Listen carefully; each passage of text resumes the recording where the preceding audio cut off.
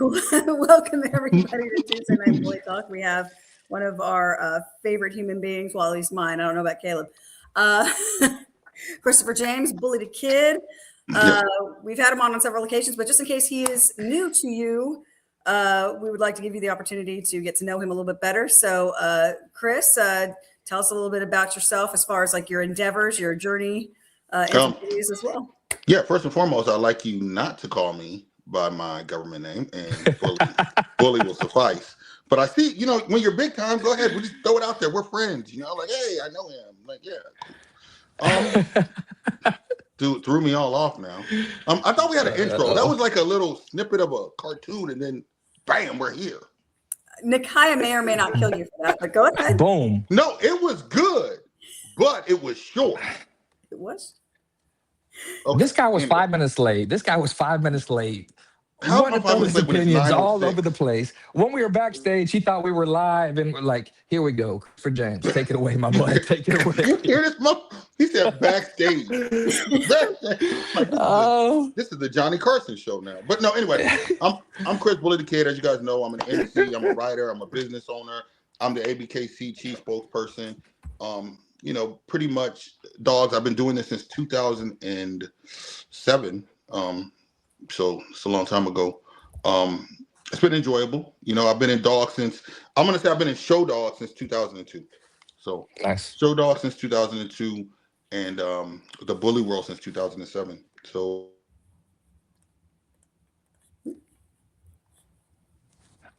Uh-oh, did we lose him? Oh.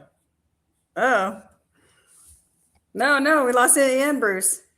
Oh my gosh. That's okay. Here we go, bully. Here we go.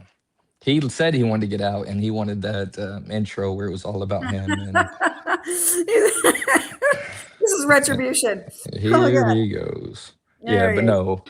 Yeah, disregard that. So you guys may not or may not know this. A lot of people call me, and I don't know what I should do. Should I put my phone on airplane mode and just go straight Wi-Fi? I don't know. Honestly, there's a way to put your phone on Do Not Disturb so you can't receive phone calls, but you still can use your data and your Wi-Fi just fine. Okay, I'm going to do that right now. Don't stop it if it hangs up on you. All right. I'm going to Do Not Disturb now. I apologize. No, it's okay. It's okay. It happens to Caleb all the time. Our friend who's calling Caleb? No one in the world. What? What? Nakia is literally upstairs. Like my motherly Tuesday night calls. That's what you want to call them. Getting no calls. Oh my god. So yeah, but you guys got everything that I do pretty much, right? Oh yeah, definitely. Yeah, and of which it's a ton. Like you've been doing a lot for quite some time with this community. So it's one of those things where if they don't know you, they're not out there. Like they're not going to these shows. They're not. You know what? I think that Amanda, that is so kind. And you are the nicest person on the show, followed by Bruce. And then, 100%. But I've always supported Special Olympics because it's near and dear to my heart. So I've always been nice to people like that bag the groceries. Oh my the cards at the grocery store. I've always respected those people. You're a good man. I appreciate you guys looking out and not discriminating and giving those people a job because for real, they are really big-hearted people. Big-headed as well, but big-hearted. But moving on. So serious here, but I can't. You've seen so many dogs, especially being part of so many shows. You've emceed, you've just attended. You've been a huge pillar this year. So I want to, and a huge presence. I kind of want to pick your brain a bit, because we love talking dogs, but we also really love talking like specific dogs and kind of getting picking people's brains about what dogs they were excited to see this last year, dogs that they enjoyed watching evolve. And the fun that rolled into nationals. So to start with, I remember you telling us the last time that we'd had you on, we were making predictions about which dogs we thought were going to do great. And you'd mentioned Mac, you'd mentioned a couple other dogs, Piggy, so those dogs showed up and showed out at nationals. So let's talk about your idea of what went into nationals and which dogs did you enjoy really seeing in that ring in the front? First of all, I like how you start off with, when we had you on last, we want to point out that you were wrong, that your predictions didn't come true. It's always great in hindsight. I guess that's the way I would start the show if I was on. Look here. But no, nationals to me was a great event. Okay. I'm gonna be raw and uncut here. I'm not Dave Wilson. I don't have to be politically correct. I can be fired. It doesn't matter. You know what I'm saying? He's been fired many times. He can be fired. I've never been fired. I've never. You know what? I've always told you I'm a great interview, not so much a good worker, but I will get the job. I will get the job. You have to get the job and be fired. That's what nobody knows. If you've been fired a lot, that means you've been hired a lot, right? There you go. Positive. How glass half full that is. Look at the positive side. I mean, they really liked you. You know what I'm saying? I've been with a lot of women. I've also been done by a lot of women, but that means I've been with a lot of women. That's how I go. You know what I'm saying? Oh my gosh. Take the punches with the dodges, But lining. Anyway, I digress. Nationals was absolutely amazing. I thought it was great. I thought Savannah was a beautiful venue. I'm not in a rush to get back to Savannah. No offense to Savannah. I think they were great, but I think that it was a little far away for some people, so we could have got a bigger crowd if we weren't in Savannah. But I love the fact that the ABKC gave it a shot. So I enjoyed that part of it. The venue was amazing. It was beautiful. The people were there, but I think it was just a little bit too far to the, what would you say, left or right, whatever side, Florida, depending on what country you're in, I guess. But anyway, as far as the dogs, you know what? I thought we had some amazing dogs out there. I really thought we had some amazing handlers out there this year. This was a weird year because I don't think we had a true favorite. I really don't. If there was one, it probably was Piggy or Mac. Hence my safe bet when I chose those two. Piggy showed out. She was a beautiful female. She did her thing. It's always hard for a bitch to get out there and compete. I think Mac showed tremendously. Mac is one of those dogs that may never win nationals, but will be a dog that people in his time will always say, that's the dog I fell in love with. That's the dog that made me want to show. That's the dog that I love. So that's what Mac is. And I like Brad. Everybody has different feelings about different people, but Brad's always been cool with me. He's also a bully and a bad client, so I have to be extra nice, but he's super cool. And preservation. Yeah, but you know what? Mac is a tremendous dog. And sometimes it's just not, that one day is so hard to just win that one day. To me, nationals was a culmination of the growth of the ABKC, though. I like that. I'm very proud of Biggie. Biggie won. A lot of international dogs won. That's always big when you see a lot of international dogs come in and do their thing, because we are an international registry, whether people want to believe that or not. The Dachshunds stole the show. Everybody wanted to talk about the Dachshund. I think that led into a bigger conversation of the small-minded approach of some of the people in our community that don't realize that the ABKC has grown. We have always been the home of the American bully, but that doesn't make us a bully registry. We got that tag because of the American bully people, but we were never supposed to be just a bully registry. We're the home of the American bully. If you enjoy how our people love our breeds, imagine what other people want to do. What people don't understand is there's not a lot of showcase places to showcase any breed of dog. Whether you have Dobermans, Dachshunds, Labradors, whatever, there's the AKC, and most people are intimidated to go there. UKC, most people don't know what that is. And then there's the ABKC. So we're younger, and we're going to get people to come in. Why would I not want the ABKC to have 100 Dachshunds? Why would I not want them to have 100 Dobermans? Because at the end of the day, I'm a dog person, man. Right. I'm Bully the Kid, but I'm a dog person. I want as many dog people as I can. I don't walk my dog down the street and then someone says, oh my God, I love that dog, and they're walking a poodle, and I say, get away from me, you're a poodle person.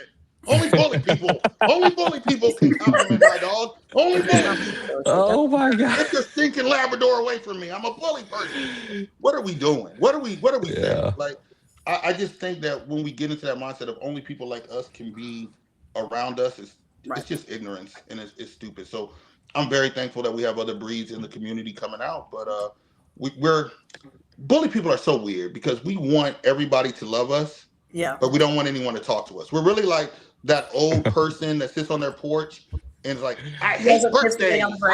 Like, I hate my birthday. I hate birthdays. Birthdays are horrible. Then the next day, no one told me happy birthday, you dirty bastards. No one said happy birthday to me. What do you want? You know what I'm saying? Like, it's really weird. So I think that our community, we get into that little crux of a position, and the Nationals was a big showcase of that. But I loved it. I loved the TV. I broke down. I never cried, but it's hard to give a speech What a and then look moment. at someone as rough looking as Caleb and not cry and think, God dang, his mom worked hard. You know? Way to make such a beautiful build-up moment so terrible. She pushed all of that out. That's what I was thinking. I was like, I'm giving a speech, and I'm like, everyone, this is a solemn moment. And then I look at Caleb and I said, God bless that his mother. Like, she put that had to be a cesarean. That had to be. But God bless her soul. Oh my God. Hey, she's special. Yes, Bruce. Can y'all hear me? Hey, look. Yes. Hey, Yes. you did such a great job, man. And You really did. have so much love for what you do. And that's why I gave you your flowers while you was there. But I want to ask you one question, man. Mm-hmm. How in the heck you remember all them dogs' names? Every one of them. Yeah. You know what? Everyone. He don't even have I don't even see him have a pad. He just remember. How you do that, man? You know what, man? I have been very fortunate to be blessed with a good memory. I really am. Like, I would make a joke about it, but obviously it's amazing, and it's hard for me to. I don't know. I've always been able to do it. I blame my parents, really. They put me on restriction a lot. I had to write a lot of things down over and over. I don't know if you guys are old enough to remember. My mom was one of those weird moms. Bless you, Mom. That would be like, you know what? I'm tired of whooping you because I'm running out of belts and sticks. So she would make me write something like, I will not eat all the Twinkies. I will not sneak the phone in my pants pocket. I will not write on the wall. I will not bring dirty magazines. Whatever I did, which was everything. I did everything. And I'd have to write that 1,000 times. And I think it helped with my memory. I don't know why that would correlate to memory, but I think it did. Yeah. So that was it. And I'm a story writer. You know what I'm saying? So, you know, I know everyone's asking me, when's the book coming? When's the book coming? But I've been caught up doing a lot of other things too in regards to my creative ability. But I think like giving people that, you know, that moment, Bruce, when I called their names, it was brought under fire so many times. There's so many people that wanted me to stop doing that. There's so many people that thought it was unfair, that it was, you don't want the judges to know what the dogs' names are. But in our community, I think it's very different. I think we know who the dogs are. You know what I'm saying? And I think that the people that are watching want to know who that dog is. So I don't do it for the judge. I do it for the people watching. If they see a dog that comes out and they're like, yo, that's Champion Nut Hugger. I love him. Who owns him? And I'm like, yo, Nut Hugger is owned by this person. Then it's good. You know, I'm only using that name because I don't want to use a real name. Yeah. So, I mean, there is a Nut Hugger, but that's his nickname. That's Christopher James' nickname. Bully the kid. No. But continue. So I appreciate you pointing that out, Bruce. But that's something that as long as I'm doing nationals, I will always call the dog's names out. And it's really just asking someone their name, and then I remember the dog's name instantly. And it's just about remembering the person and the dog, what they're wearing, things like that. Like if you were to ask me now, there's things I'm going to remember about nationals that other people probably don't. But it's just it's such an important time. I want everybody to feel like a superstar. I like that. I want them to feel like, yo, you know, they're talking to Tuesday Bully Talk. Like you guys don't know it because you're so close to it. And sometimes I say you're too close to the sun to see the light. You guys are people that people want to meet. When they see you guys, oh my God, that's Amanda. Oh my God, that's Bruce. I want to meet them. I want to shake their hands. You know what I'm saying? I want to hug them. Oh God, that's that creepy guy, Caleb. Like, I was waiting. Oh God. Yeah, I know.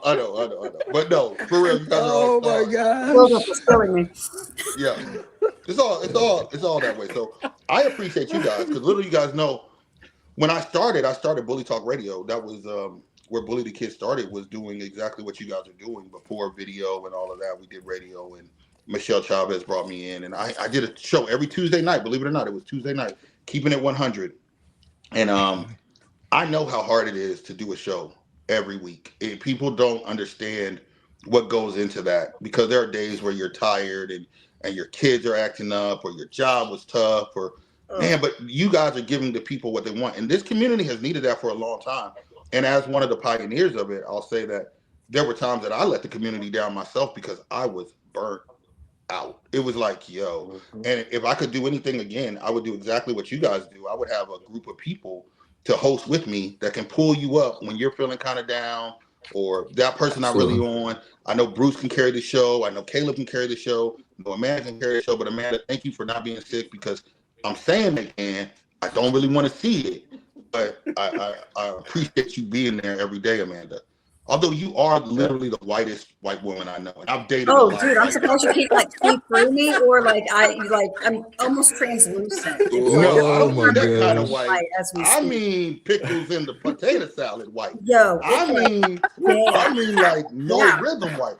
Like When every seriously. time I consider us friends, but you always end up pushing the envelope when I go and see that Sound of Music shit going on at your house. That Disney shit, I swear, there's people. I went out and tried to call it crow. I tried to call it crow just to get ready for You gotta the have show. something shiny, man. No like stuff is shiny, man. That I'm sorry. When I tell you they do not trust me, I walked up to a group of buzzards around a dead deer. And I was just trying to do an Amanda. I stuck my finger out like this, like, caw. That's the white shit right there. The real white shit. Whoever's listening and has not went to Amanda's Facebook page, you will be amazed. Phoebe. That shit is, Phoebe. I don't know if she's Snow White, Betty White, but that is white. Jesus. I'm that person that you could see the headline where woman gets attacked by puma, and like my last words are like, yeah, most likely. Because I'm an idiot. Some of them birds carry horrible diseases, Yeah, like the bird flu.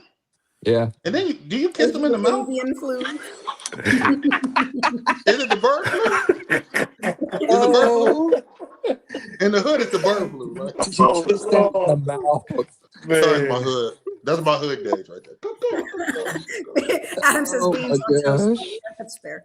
Yeah. Okay. Anyway, I'm sorry. Again, that I'm sure is you're hilarious. like, talk about the dogs. Okay, so at Nationals, there were some great dogs. You know, I was excited to see the Dobermans. I was excited to see the Shorty Bull. Shout out to Blaze to being the best in show ring. Shout out to the Frenchie and the Oldie. And I thought both Alexes did a great job. It's a very hard thing to judge Nationals. So I'm excited about next year. I have an idea where it's going. I'm trying to decide if I'm going to hop on a plane to go to Euro Nationals for the show. It's looking like a no, but I'm Dave's supposed to pay my way. I'm the ABKC spokesperson. He's putting in places that don't speak English on purpose. You know? Is it so? Where is it this year? It's in Romania. Oh, that's right. That's right. They put it in Romania. Or is it Serbia? It's somewhere. I don't buy my tickets. It's like on the border. Yeah, I remember it being like looking at a map and being like, "Damn, that's on the border." Like, woohoo. Looking at a map, really, Amanda? I'm a nerd, man. That is some Disney shit you rolled out the map. So effing nerdy. I'm such a nerd. She was showing her bird where to fly when it gets too cold. Dude, it's crazy. Do they have like baby birds now? Look, let's not talk about that. I have Phoebes. I have a minion of Phoebes now. Like Amanda, no one cares. I was just joking. Move on. Move the segment on. Move past the bird. Oh, shit. Well, okay. So awesome dogs. Now considering the last two dogs have been big. They've been big dogs. Do you feel like when a dog that's that large wins nationals, that top accolade, do you feel that really does, like, how much movement in that direction do you feel that it provokes? Well, I think our community has kind of grown past the one dog moving the entire community. I think the people that like that style of dog are going to gravitate to it. I think we're such an opinion-based thing. I think back in the day, we were going to gravitate towards the Dax. You know, hey, there's this one dog that everybody wants. Bistro was another dog everybody wanted. Rocco was a dog everybody wanted. Grim, and then you see Brim, you know, things like that. There are dogs like that. However, it's been a long time since our national winner has been that dog. It's really because once people become so knowledgeable, they pick the dogs apart too much to say this dog is going to move anything. In fact, winning nationals, you will get set fees, you will get credit, you will get all that, but you will also get people literally focusing on your dog. I think one of the most amazing things this year was that Jack got as far as he did. Not Yeah. that he lost, but that he got so far as a returning champion with so much scrutiny on that dog. I think people appreciated that dog more this year than they He looked did. so good. He looked so good in that ring, man. Yeah. And that's what's going to happen. But when we put up dogs, judges do need to be mindful of the fact that there are people that are new, and they're going to look at those judges as experts because they are, and they're going to follow what they say is the ideal American bully and breed to that dog. For me personally, the dogs being big, I think the American bully has always been an impressive dog, and we were getting away from that. I think that's why we're seeing a little resurgence with XLs and things like that. There's only so impressive that a little dog can be. I had shorty bulls. I still breed shorty bulls. It's still very hard to walk a shorty bull and somebody be like, "Whoa, wow!" It's just he's cool looking, but he's not impressive. So the wow factor. Yeah, and American bullies will always have a wow factor. Yeah. Yes. When we talk about things like we were talking about the dachshund earlier, once you become a show person, your idea of wow changes because now you're like, "Oh my god, that dog's movement is amazing. Oh my god, that dog's coat is amazing. Oh my god, that dog's rear. Did you see his rear? Oh my god, did you see his front?"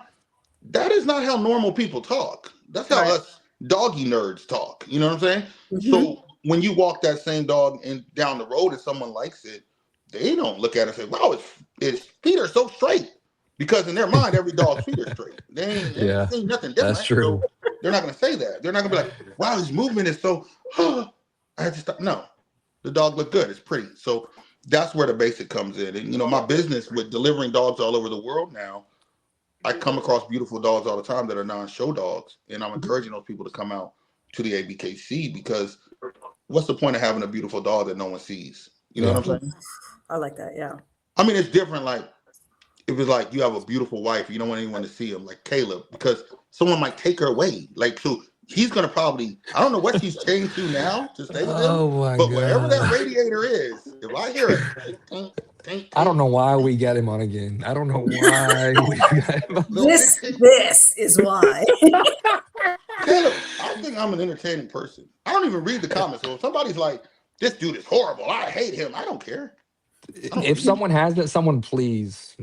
I for me, I'm saying it through you in the comments, just so he sees it. Sean keeps trying to get us to mention who the Eagles are playing this upcoming weekend. I'm glad I can't read that. You know what? I wore this Eagle hat just because I'm not a coward like a Cowboy fan. I wore it because I'm gonna take my lump, and we lost. It's okay. You come back stronger. I'm a Cowboys fan, but yeah, it's rough. Or a Chief fan. You could be a Chief fan. Yeah. Like a shorty bull. Who said I look like a shorty? Who is this? Y'all hear me? You broke up. I just hear some random black man in the background. Why we just have random black people popping in on the live? Someone said you look like a shorty bull. That is hilarious. Did you say someone said that you look like a shorty bull? I do. I probably did. I heard something. I just heard a black dude. Who was it? I don't know. Dude, what kind of ghost activity am I dealing with here? I have no idea. And what's wrong with your eyelashes? That's why people put fake ones on, Amanda. No, mine just get in my eyeballs, my natural eyelashes, so I don't look like a clown. Okay, a clown. Are you saying that people that wear eyelashes look like a clown? No, I'm talking about like a really, really big, like they have ones that have like glitter on them and everything. And I'm just like, I just look at them and my eyes hurt while they're blinking. I'm like, oh yeah, my God. Mother wears those, but thank you. Does that hurt? Does that hurt a little bit? Like watching her blink, you're like, those must weigh a ton. Like, no, I just look at her as my loving mother, but thanks. No. What happened to Bruce? Was Bruce like a ventriloquist? No, Bruce. I think his Wi-Fi's been doing something strange. Yeah. Hey, so Bully. Hey, awesome job in National. Seriously, I think that you were actually not talked about enough after your MCing skills. Like, I love when I see that you're at an event because I know it's going to run very smoothly. I know it's going to be entertaining, but not too much. It's going to be about the dogs, but also with a little laughter. And I love that about you. You know the dogs, you know your stuff, you keep it running. So now we're going into this year. Season opener is what, this Saturday.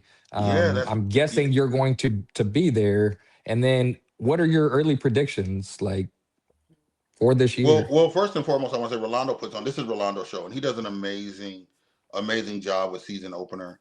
Um, I think just being the start of the year is impressive and it's fun. I don't really know what to expect. At the beginning of a year, I never know. I think that if I had to pick a dog that I expect to come out and just bang bang do something, it would be Carbon. And I don't know if Errol is judging. I think he is. He If he's Yeah, is. he We have then is. Carbon is going to yeah. miss an opportunity. So he's judging.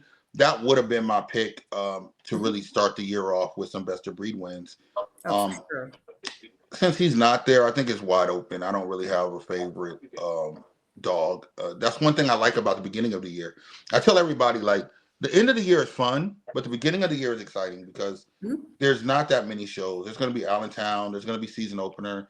And we're going to see a dog that can win and really surprise everyone. So that's what I'm excited about seeing is who does bring a dog out. You know, you Yeah. never know. Oh, for sure. And there's definitely some people that will be debuting this year. So on top of having Carbon come out, I think his litter mate that Molly Oh, that's a beautiful lilac Blueprint. boy. He's a bigger boy. Blueprint.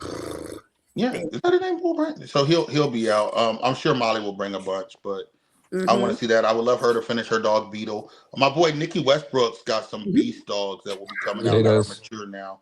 Oh, So I think absolutely. Nikki's gonna bring out a couple of dogs. That'll be phenomenal. I'm trying to think of somebody that would be a secret. There's some Brim kids that I know about that are Zero new. kids. I think a lot of zero kids are going to be coming out this Yeah, year. I don't know what Hannah and that group is going to be showing. I don't know what Paulina's bringing out. I don't know if Ox is done.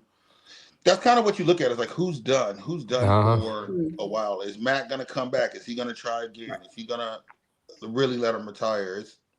It's a hard thing. Last year, what nobody talks about was it was super competitive.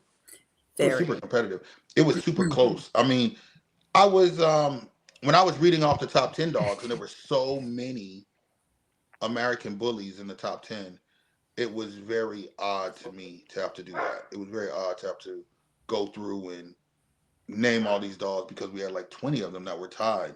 So this year, I'm hoping we get some dogs that run away with it. I like that. I like when we have 3 or 4 dogs that are got 18 to 20 best of breeds, and when the top dog has 12 or 15, it's a different type of battle. So I think that's what we're looking at this year is like, what is the excitement of the show ring going to be? Where are we all going to be at? Are we all going to be excited? Are we all going to be bored? It normally takes a dog to come in and start winning before everyone gets going.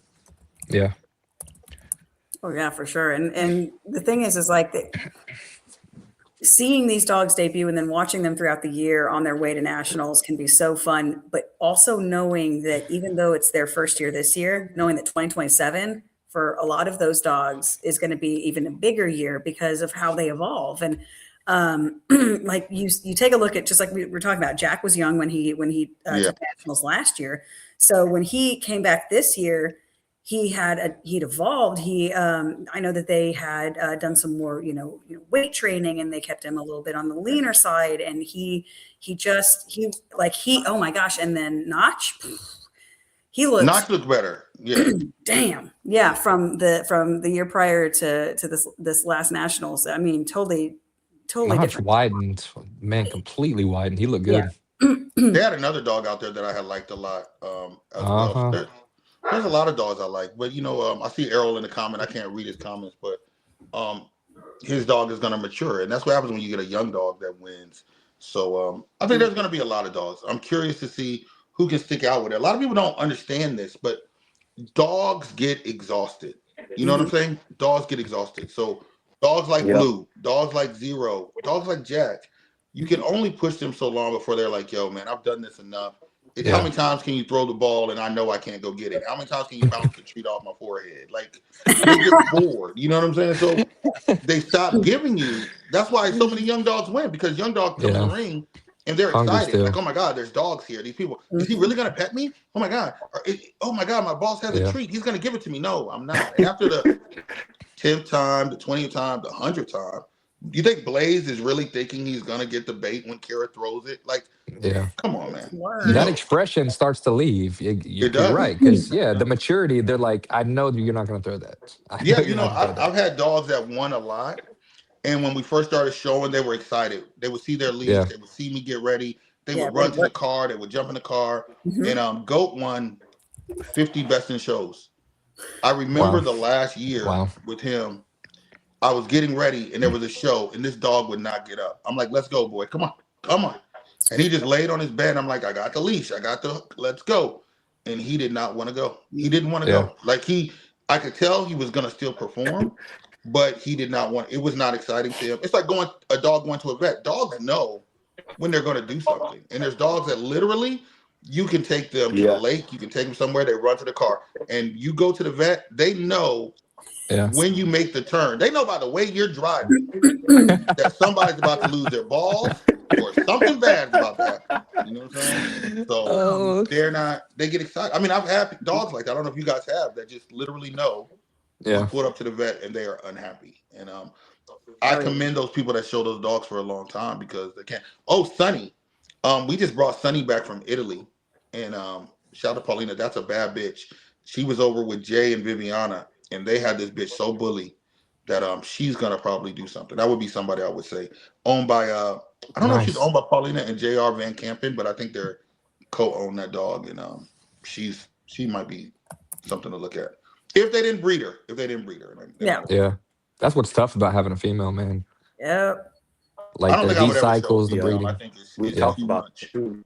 I think it's too much to do. I don't think I would do that at all.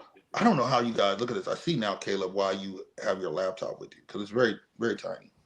Yes. Yes. All Hey, right. Yeah. Bully. Yeah. So That's you right. talked about kind of how the last couple national winners are kind of redirecting where we're going and things like that. Like, so how do you feel about the direction that we're going with the American Bully, and what do you see it in the near future? Well, first of all, let me say I think that the American Bully right now really needs new leadership. And what I mean by that, not that our old leaders aren't good, because they are, but I think we need some new people to step up and say, hey, you know what? I don't want to just follow. I want to lead. I want to give good information. I want to be the next person to do it. You guys are doing a great job. I still consider you guys young in the game, even though y'all been doing it for a while. But y'all are new. Y'all are not Bully the Kid from 2007 or Richard Barajas from 2004. Yeah. So I love that you guys are picking up that mantle because that's what we need to develop the leadership. The thing about the American Bully that I think people miss is it's so beautiful now because everyone really does have an idea of what the perfect idea of the American Bully is, and it is based on the standard. You see what I'm saying? Back in my day, a lot of people they didn't look at the standard at all; they just read what they wanted. And now I think the standard is a part of people's idea of what the American Bully is.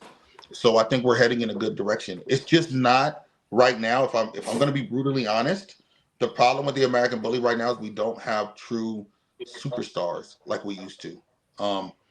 We don't have dogs that people are rushing to a show to see. And what I mean by that is hundreds of people coming to a show. If back in the day I said, hey, Dax is going to be in Jacksonville, there would be a line of people to come see Dax. If I say Mac is going to be at a show, we don't get that same amount of people to rush to see Mac. And it's not because Brad did something wrong. It's not because the dog did anything wrong. Right. It's just we're oversaturated with pictures, good pictures. Mm-hmm. So why do I need to go see a dog when I just saw Carbon in a picture? He looks amazing. I'll breathe to him. I don't need to see him. But you should want to see him. If you love dogs, you should want to see him. You know what I'm saying? Yeah. I kind of call it the strip club mentality.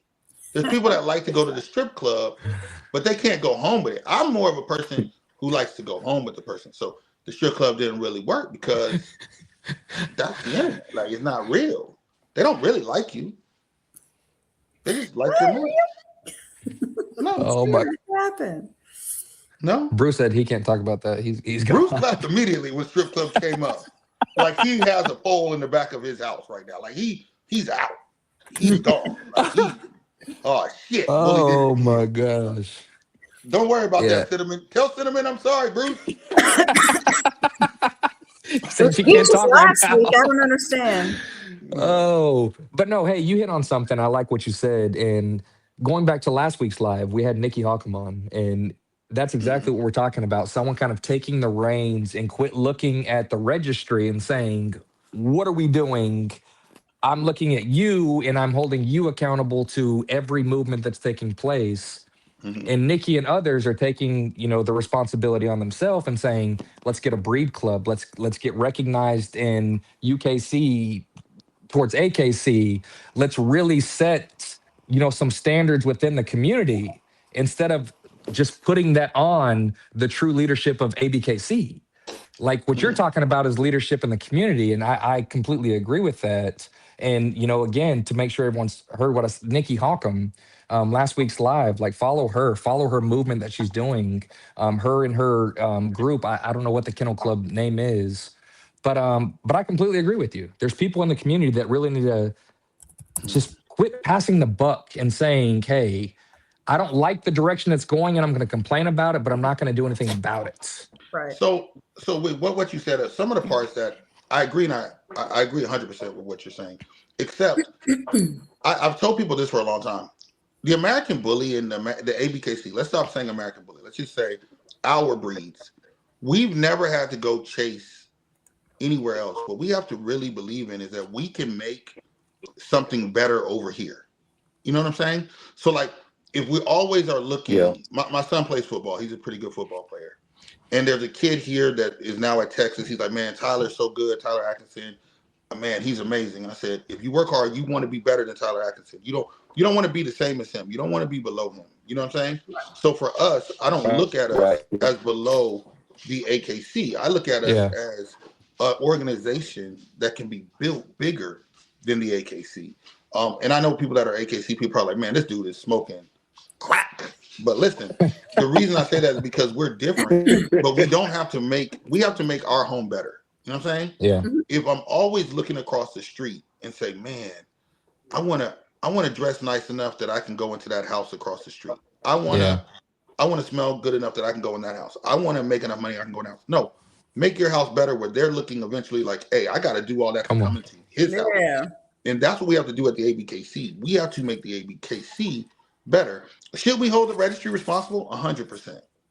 But let's be careful what we're holding them responsible for. It's like if your kid goes to school dirty, nose snotty, Kool-Aid around the lips, shirt all stained, he smells like poop, he goes to school, and then you say it's the principal's fault that kid smells bad. Yeah. What? Exactly. You know what I'm saying? The principal didn't dress that kid. The principal didn't bathe that kid. All the principal did was have to deal with that kid when he Yeah. got here. So that's kind of what I feel like when the registry is blamed. Like people are sending their kids to the house dirty, to the shows dirty, and they're blaming the registry when the registry is simply the principal. You know what I'm saying? In some cases, the registry is not even the principal. They're the superintendent. You know what I'm saying? Like you're going way above where we need to go. So I want us to start holding ourselves more responsible than what we do. And that's probably the number one thing I would say. So when it comes to making our dogs better, I'm gonna tell you right now, when y'all get kids, I don't know how old your kids are, but once they hit 17 years old, they really don't care if you're doing a live. They're just coming in, pouring Frosted Flakes, bringing their Doberman into my live set. I'm clearly in the studio. Son, I'm in the studio. Now, I'm clearly in the studio. is that Doberman the one whose medical budget is you better not? Yeah, his budget is you better not. That's Chris, why would you come in here? Why would you not have a shirt on? Like, I wasn't getting. why are you getting Frosted Flakes and ramen noodles? That's not. What a combination. Anyway, I'm sorry. Oh. So anyway, I apologize. God damn. Kids, man. I mean, it's just very. Are you really gonna pour it here? Can you pour it in your room? Well, I gotta come back down with the milk, and I don't feel like leaving the milk out. Chris, I'm live. Don't process, answer. Dad. Anyway, I'm sorry, guys. I'll digress. I'm ruining your professional show completely. But no, I think that's where we're going. I think that the ABKC is doing everything. We are in multiple countries. We have dogs all over. We have multiple breeds. I'm hoping to add more breeds this year. And I want to not just add them where there's one at a show. I really want to add them where there's more. You know what I'm saying? Where we have dachshunds, we have beagles. There's not a breed that I don't think belongs in ABKC because I believe the love and the passion that we have should extend to all breeds of dogs. So when we talk about leadership and where direction we're going, it's really about us coming together as a community There we and go. saying, hey, I belong to this community. And I know some of the people you guys have on, you guys are real good about supporting other registries and everybody. I do love that. But as someone that speaks for the ABKC, my chief goal is to make sure that we make the ABKC as special as we can. And that's not by saying, I don't want these people over here. It's just simply by saying that if you come over here, we want it to be an experience that's unlike anything else. Yes, And of course. when you talk about me as an MC, that's one of the things that I try to do. You know, there's always going to be people that don't like what you do. There's always going to be people that criticize what you do. That's okay. You know, I love that June Williams comes to our shows. June is a very different MC than me, you know, but I'll never knock what he does. You know what I'm saying? It's like one of my close friends that I consider him a close friend is Thaddeus Robinson, you know, and it's a funny story. I don't know if Thad watches the show or not, but I'll put him out there. First of all, Thad is a very big dude, but I was doing one of my things and I'm locked in on entertaining the crowd and getting people. So I wanted Thad to stop before he goes out so I could get his dog's name and I can say it. And I don't have to walk all the way around and get it. I can just ask him and then I remember. Right. But Thad was locked in. He's doing his thing. He's ready to showboat, got a cowboy hat on and all that shit. And I stopped him. I said, hey. And I stopped him mid-stride and he turned around and he was so hot with me. He's like, man, you effing me up, bro. Like, I ain't got time for this. Don't be playing with me, bully. That's how it was. And now I'm like, hey, man, I ain't playing with you. Like, yo, I just need your dog name. But I recognize, real talk. Now, obviously, I've already had my hand on my phone to call 911. It was already dialed. So had he lost his mind, it was gone. The button was gonna be pressed at. But he afterwards I explained to him. And what I like about that is he was locked in, like 100%. He wanted to win. His dogs were on point. Oh my God, Migos and the other one he was showing were amazing. Yeah. And but I love that intensity. Hellraiser, oh my God. He was locked in. And they were my picks. I thought they were gonna win. And what I love about that interaction is the passion that he has and how serious he takes it. It wasn't like, man, this is just ABKC, man. You ain't got to take it seriously. You ain't. No, man. Our handlers are locked in. Our owners are locked in. And when we talk about leadership, he's one of the people that I personally would love to become an ABKC judge.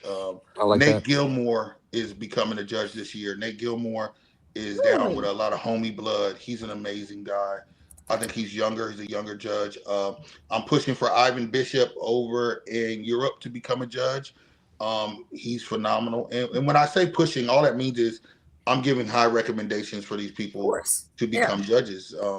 I think that's something that we need to look at is getting different people that can attract other people to the breed. And people ask me all the time, well, what are the qualifications to get a Bully the Kid recommendation to be a judge? Really, it's just passion, knowledge, and consistency. Are you consistently there? Are you consistently moving?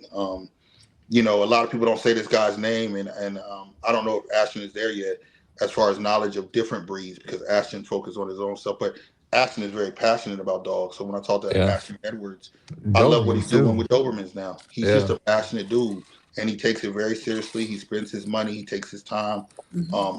There's a lot of good leaders in the community, but we're kind of dumbing it down now where we're pushing leaders down, you know, and I don't know if that's because people are bored or people are scared to say something, because if you say something online, people are going to make fun of you. People are going to say you don't know shit. People are going to bring up your past or anything. You know, I was brought on to do an interview the other day about the Morgan Barrett situation. I don't know if y'all discussed it with the animal cruelty. It's absolutely deplorable what happened to those animals. But this is someone that I've known in our community showing dogs. She showed the pit bull when it won nationals. But people can become overwhelmed. And I'm digressing, but I want to tell everybody because it's a platform. When you see somebody get over their heads in dogs, it's so important that we in the community reach out to those people before it gets to the point that a dog is put in the ground. I make a lot of jokes about my dog's medical bills being 0 to nothing. because it depends on how much I love you. But the truth of the matter is, it's not just the dogs that are addictive, it is the popularity that these dogs bring people. So once people get there, imagine, I'll use someone as an example.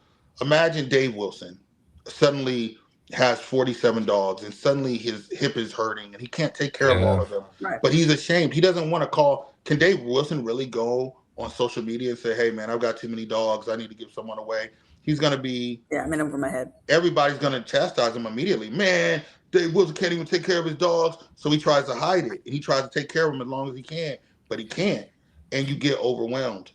That's not the situation with Morgan. Clearly, she was able-bodied and she could take care of these dogs and she chose not to. But I believe when you become a breeder, there needs to be someone in your life that is allowed to come to your house and they can check the care of the dogs. You know what I'm saying? Yeah. Errol Biden is welcome to come to my house anytime. Rolando Ma is welcome to come to my house anytime. Tavoris Ingram is welcome to come to my house anytime. I don't let everybody in my house, but there are select people that know they can knock on my door and it don't matter if my drawers are on the floor, they can come inside. You know what I'm saying? But there's Like, What a other Caitlin, terrible sight. What a terrible sight. no, that's like Africa. They're They're all about still, to, they're well, all that's still, all. and That's they're all still. Can I you're keep one of them those clean people, though? Caleb. He wouldn't. Yeah. Yeah, no. I mean, You're they're not. not really there, but I got a boom boom room. So in the boom boom room, anything happens. So like Uncle when they come, But Aaron. is there but champagne?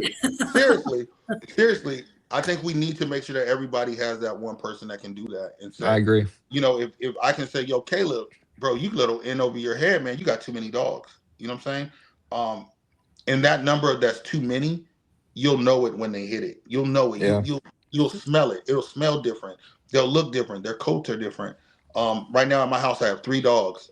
Two of them were supposed to go to Crystal Albie. She's a wonderful human being, but I've got them still here. They're beautiful shorty bulls. And I know that I don't want 3 dogs. You know what I'm saying?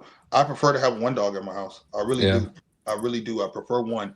But doing what I do because I love breeding and I love showing and I love creating, I have to manage what I have because I travel too much. And it's not that I don't want to breed dogs, it's because I know my limits. And we all need to know our limits. So that's what I would say.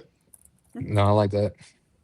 Hey, and before we get too far off on it too, I love that you made recommendations to become ABKC judges and putting it out there in the air because people do need to hear that. They need to hear the new names. And I agree with you.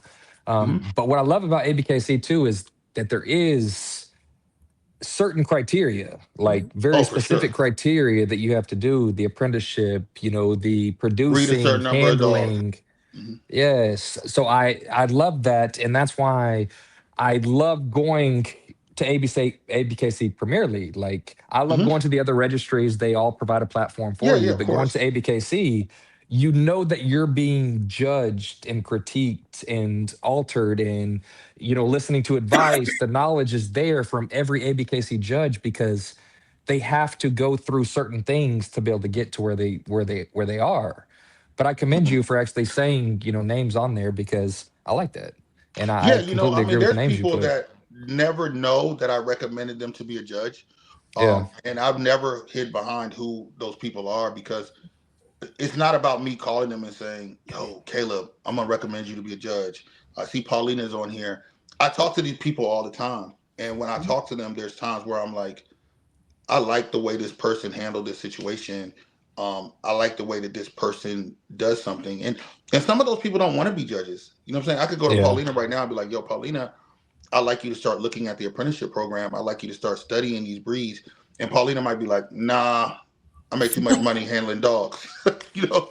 So and you know what? People ask me all the time, Bully, why wouldn't you be a judge? I make too much money emceeing. You know what I'm saying? So it's kind of one of those things where you have to find the right people to do it. Um, and I think sometimes with the ABKC, like anybody else, I'm a big sports guy. You hire a coach or you fire a coach. I would like us to be a little more strict when judges are not fulfilling that level of judging and removing them. I'm a big believer in probation and putting someone on work probation and saying, hey, you know what? We went over some of your picks. We saw some of these things. We have questionable. We'll never denounce you and say the judge made the wrong Right. pick, but we Yeah. can't talk to you and say, clearly this dog had a luxating patella. You put it up for best in show. That is a problem because you represent the ABKC. Well, I yeah. don't I think like we that. should ever say you should have picked Piggy, you should have picked Jack. But what we should say is if there is a dog that snuck by you and it had an underbite, the dog was hockey, the dog had a medical condition, the dog was limping. Yeah, we want to talk to our judges and make sure that they know there is a check and balance system. And that's something that I push a lot with the ABKC. And not everything that I do gets passed through, but that's one of the things I want. I want all of our judges to be evaluated I would like them to be evaluated every 2 years. And what I mean by that is, hey, we're keeping a chronological thing. We're going to have them take another test. We're going to see if they pass that test, and that's it. And if they can't, then of course we're going to want to remove them. I think our senior judges do an amazing job. Shout out to our senior judges, but at the same time, I want to give them a little more responsibility to educate our new judges, because we have judges right now that we have several judges that are pushing over 10 years of experience. And I want to make sure that their knowledge is still there, because like what I just said, we had a dachshund. I want to, without a doubt, know that all of my judges that were in the building could judge a dachshund. And I pushed Dave to tell those people at Nationals, hey, judges, we have a new breed. Y'all are going to see a dachshund this weekend. Hey, we're going to have a quick little meeting and we're going to find out what you know about dachshunds. And if you're not qualified, UKC, AKC does this. You have to be qualified to judge every breed. You have to take a test. So as someone who bred Shorty Bulls, I don't care how many American Bullies you bred. I don't care how many champion American Bullies you have. That doesn't mean you know shit about Shorty Bulls. You know what I'm saying? And I want to know that you take them seriously. That's why I have a lot of respect for Alex Ferrero. I have a lot of respect for Roland. Those people all contacted me before and asked my opinion, Susan Fedorsha, about what a Shorty Bull should be. We revamped the Shorty Bull standard. Me, John Sorteza, Joe of Devil's Mountain, we all got together. It wasn't just one person. And Susan Fedorsha, to give a more precise Shorty Bull standard that goes a little deeper into movement, a little deeper into what a Shorty Bull actually is, so our judges have an easier time judging that breed. But I think right now what people don't realize behind the scenes that the ABKC is getting better, and we are trying to make sure our judges are held accountable, but they're also given the resources to be better judges for our community, so that you can be proud of that title. So you're not like, oh, that's an ABKC champion, ain't an AKC champion. Because right now, if I bring a Doberman and I champion out my Doberman in ABKC, the first question is, what do those judges over there know about Dobermans? We have to start moving along to where our judges are not American Bully judges. They are dog judges. They are multi-breed judges. When they say, hey, I'm Errol Bodden, I'm a dog show judge, somebody should be able to ask Errol, well, what would a good Labrador? Do I have a good Labrador? He should be able to break that dog down, even though it's not a breed with us yet. It could be. Right now, we have Rottweilers, we have Dobermans, we have Connie Corsos. I like to say we get all the hood breeds first. Like anything that's cool, we're gonna bring in. So the dachshund threw me for a loop because I don't know too many. That was hilarious. Wiener dog. That's just all the way. That's all the way. I don't know, not my household. So it was kind of weird, but the wiener dog was cool. So that's where we're going. It's the ABKC is growing and gradually getting better, and I want our judges to be rewarded. We're pushing for a Friday night at Nationals where our judges can get together and there can be awards, yearly awards. I want to do Judge of the Year. I want to do Breeder of the Year. I want to do Rookie of the Year. I want to do all those things and have an award thing put together that we can do to honor these people, and we should do it now. We're 20 plus years in, and I think actually, well, I came in 2007. Yeah, 2007 will be the anniversary of the very first Nationals. So this is 2026. Never mind, I'm a little off. Next year, a little. Time to plan. Time to put it in action. I think. Yeah. Bruce is really gone. Cinnamon is really wearing him out tonight. Go ahead. I mean, you got a stripper at the crib, man. Like, whoa. Yeah. Living the dream. Cinnamon's making that money. Cinnamon is making that money. I don't know what Peaches is doing her life. Before we get too far off that, like, again, I like what you said about refreshing and testing and reevaluating. And Rolando said something. He came on last week, a segment before we actually came on to promote a show. And he said that one of the judges that's actually judging at a show is new. She apprenticed under him. And I love that. I think she's actually an international judge. I don't know. I'm not going to even try to say her name, but if anyone knows it, please, I want her to get the recognition she deserves. But I love that. Like something obviously drew him to her, like when he was apprenticing, that he really liked the way that she judged. You know, it was a Yep. show, I think up in like Pennsylvania or something like that, that she was apprenticing under him. But I Mm-hmm. like that he's bringing a new judge to the season opener, you know, Mm-hmm. because again, like you're talking about, like we do see a lot of the same faces, a lot of the same judges, and all respect to them. And I agree with what you said too. The senior judges specifically, um, I don't. There's never been a reason for me to go against any of their judgments. Like I really respect the leadership in ABKC and with the senior judge's judgment. But I love that Rolando like is bringing her in, and again at the season opener saying, "Hey, I love what you did. Do it again at my show." Yeah. All show hosts should do that. I think it's hard for show hosts sometimes because you want to bring in. So the judges are going to be mad when I say this. I've never hired judges based on people liking them. I just haven't. You know, I always wanted to get as many new judges as we could, and I'll be honest. And Rolando probably doesn't want me to say it, but I'll say it. There was always a judge I hired that would offset my cost. So I'm in Atlanta. So almost every show you see me do, there's always going to be an Errol. There's always going to be a Rodrigo or a Rachel or a Rolando because they're from Atlanta. So I always believed in giving someone who's from a city an opportunity to judge in their city because our judges should be, they should be people that are known in their community. So if I were to throw a show in Mississippi, I would want someone that's close to Mississippi. If I do a show in New Orleans, that's Errol's hometown. I'm going to want to have Errol there. I've always been that way. I think that that's important. Bringing in new judges is always something that as show hosts we do because we want to draw as many people as we can. One of the things I want to focus on this year, though, more than judges and more than the exhibitors, I really want to focus on getting general public to our events. I like that. I want to be very creative in how we market dog shows. The pet community, the pet industry is a billions and $billion industry. I've been doing a lot of different things with my personal business, branching out to where when I first started, all I did was bullies. And now I do every breed of dog. Tomorrow I'm doing this Italian dog. I feel so bad because I forgot the name of it, but it's some kind of weird fluffy dog. And I've done several of them. And we were talking about your memory, and here you go. Like you yeah. literally on air, you just completely botched it. When it comes to fluffy looking dogs, I'll be honest with you, they all look like green cash. That's all it looks like. I'm sorry. Stick them in the bag. I just call them dollar dogs. Oh my god! When it comes to shipping dogs, they're just dollar dogs. Just dollar dogs. I love them all. Now trust me, I call them dollar dogs, but I love money. So imagine how much I love your dog. Like that's what it is. You paid me, so he's gonna be treated amazingly. Yeah. Oh my god! Is it a Volpino? Like the white fluffy ones? A what? A Volpino. It's like it almost looks like a Spitz, like a it's very very Spitz. Definitely ain't that made up ass animal you just said. It is a. She like rolled the tongue and everything, this, like she was Italian, like she was Italian. She like, tried to do the accent and everything. Like her little bird flew in. Like that's actually what it's. That's okay. That's what it's called. It's no, fine. if you look up Lacey Benitez right now, Lacey Benitez on Facebook, it's one of her dogs, but it's called a something. It is Italian though. It is Italian.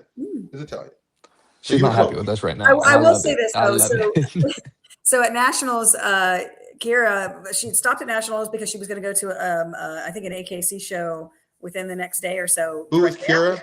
Yeah, and she brought the Chinese crested dogs. Wait, who are you talking about? Yeah, Kira Sortiza. Oh, okay. Oh, the person with the second best shorty ball ever. Yes. That oh one. my gosh. Yeah, that's her. Jab, bro. Yeah, but she had these Chinese crested because those dogs she was going to go and show with after Nationals and everything. So they're just kind of chilling at her booth, and they're a dog breed I've never physically seen in person. So of course, I nerded out. I had to go and pet them, and the whole time I'm saying these things don't even look real because of how they do. There's no way around it. They look strange. They look like a cartoon character. But, yeah, first dog that bit me for bullying the bag was a Chinese crested. The number one Chinese crested, I had to deliver the number one Chinese crested to a home in New York. And the dog, we were in New Orleans when I got him. and it jumped out of the car. So I grabbed it because I didn't want it to get hit by a car, and it bit the hell out of me. And the lady says, "Oh my God, did he bite you?" As I'm bleeding. Yeah. I bit myself. I just wanted to see what it was Then she like. says, How did "No he jump problem. out of I'm the sure he'll car, be though? How did fine." he jump out of the car? Did he open the door? Like, there's more to this story. Let me tell you something, man. AKC old people, yo, they ain't all the way. They ain't normal. They ain't normal. So she gets out, she walks around to her door, and she's like, "Okay, he's right here." She opens the door. The dog jumps out. I grab the dog. The dog bites me. And I look at her. She looks at me. She says, "Oh my God, did he bite you?" Which I hate that response. I hate when people ask a question that you know the answer to. Like, clearly your dog bit me. Like, well, oh no, he didn't. It's okay. No, I'm not one of those Like people a that are war like, wound. "Oh, don't worry about it." I'm like, yeah, the mother. I'm sorry. Dollar bit me. His name isn't Dollar. Yeah, Dollar bit me. So That's what you're then going to pay me to not report she this. pretty much, but then she's like, "I'm sure he'll like you more by the time you get through security." I What? hope so. I'm Can't not get much going through worse. security with him. So I make the lady walk me to security. Then I tell them of the situation. They let her walk through the metal detector, turn around, and walk back out. And when I drop the dog off, I give it to the lady, the new lady, and I say, "Look, this dog Good is a luck. little bit iffy." She's like, "Well, can I get him out of the bag and take a picture?" No. Put him in your Not with me car. around. And so she gets in the car. She has to give me back my dog bag. She gets in the back seat with the dog. And I swear it was like a cartoon, like a Heathcliff, like,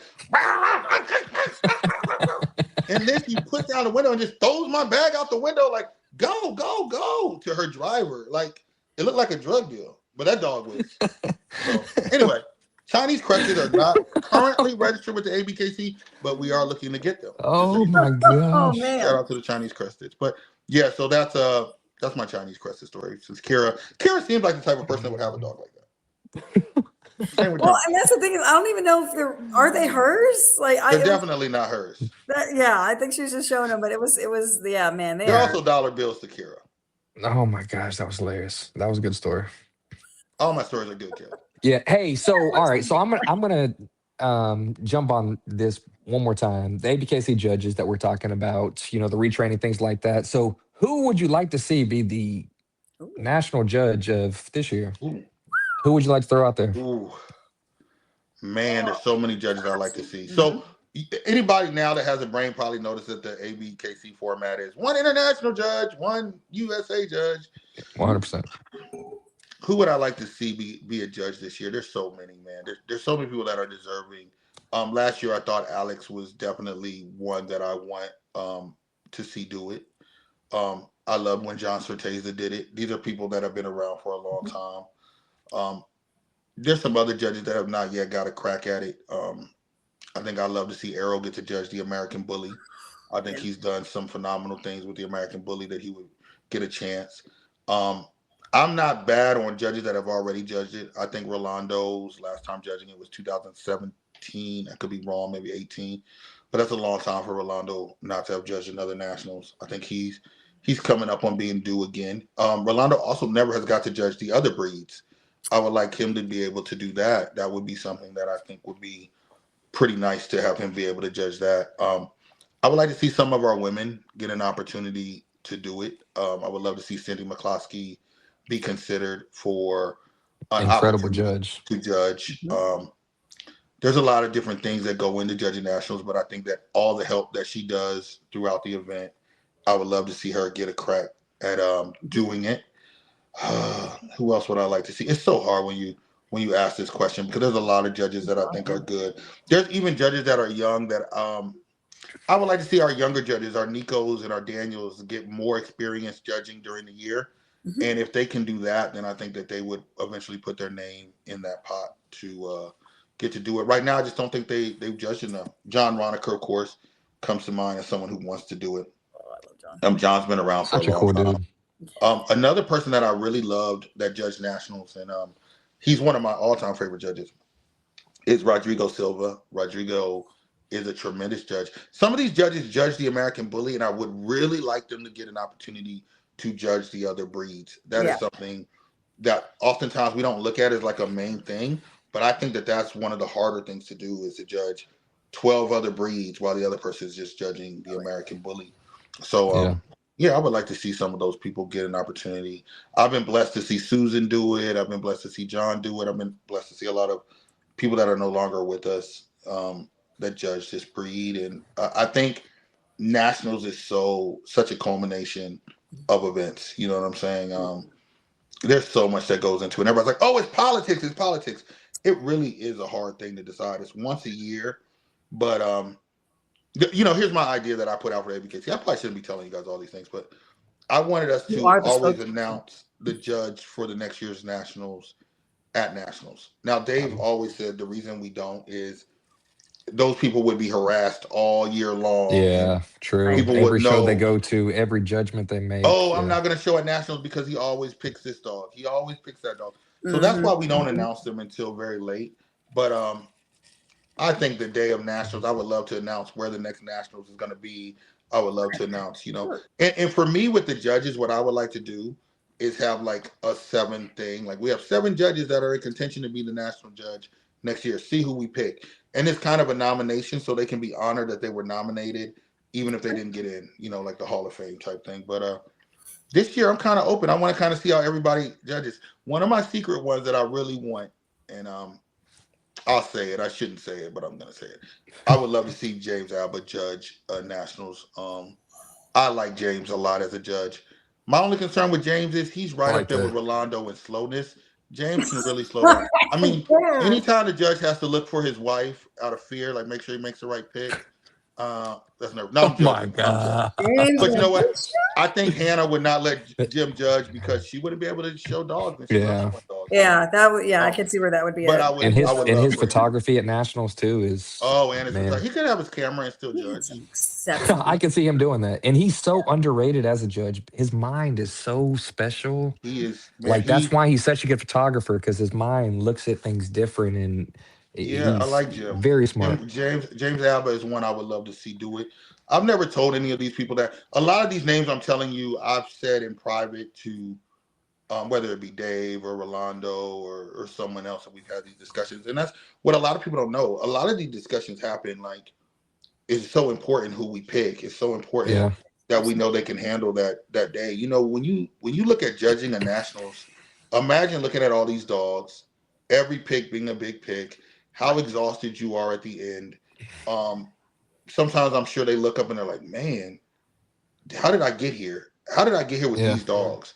What's Yeah. left? Oh, I wish I could go back and get this one. And it's everybody's looking at you. And I think we're going to start getting bigger and bigger as far as television. A lot of people don't talk about this, but I shouldn't say television. I think streaming. I think we're very close to ABKC being streamed and shows being covered like a sporting event. And we just have to find the proper level of entertainment and information to make it entertaining. It's just like when y'all do these shows, like I'm hilarious, but there's of course people on here that'll be like, I want more information. I don't want any jokes. I don't care about the Chinese crested. Fuck this guy. I mean, you should block those people immediately, but if you don't, it's okay. You don't need that negativity in your life. Yeah, I don't need that the toxicity. That's what my ex-girlfriend said. I want like narcissistic. Man. Like, can she even spell narcissistic? Go ahead. Sorry, I digress again. No, I mean, I really, and that's the thing is, it's like everybody that you have named, they all, I know that they're near and dear to us. Like we've really enjoyed watching some of their work, and like I don't think I've ever been able to have the privilege of seeing James in the ring judging. Really? Oh, I don't think so. I've seen. I've seen it once. I've seen it at one show. Mm-hmm. He does it's very hard when you have a business outside of judging. You got to think about Alex and Devin, how often they, Devin is one that stepped on. I want to say this too, because Devin is one of my favorite people, but one of my favorite people that hated me at one point in life. There's a couple of people like that. Paulina is one of my favorite people that hated me at one point in life. Devin is one of Regina. Regina is one of my favorite people that hated me at one point in life. But James Cooper, and the list goes on and on. But you know what? The point is, we're here at love. But Devin is such a student of the game, and she is passionate. Stays hungry. She is stays hungry. Man, she is going to. Devin is a good judge now. But I'm going to tell you now, in about 8 to 10 years, if Devin is still judging, we are going to really look at her as a treasure in this breed because she is going to be one of the pioneers of women judges. I'm telling you now. I don't tell her that. I've never said that to her in my life, but she's capable of that type of level I of agree. reverence. And when I look at Pre's another one, man. Mm-hmm. We have a lot of good judges, and they get a lot of shit a lot of times. And I tell people all the time, if I had to go to your job and see if you do your job perfect every single time, I guarantee you won't. You know what I'm saying? Oh, yeah. I mean, if you came to my job, I would, but I'm the boss and I own it, so it's pretty much how it goes. But I like when these judges get better, and that's the main thing.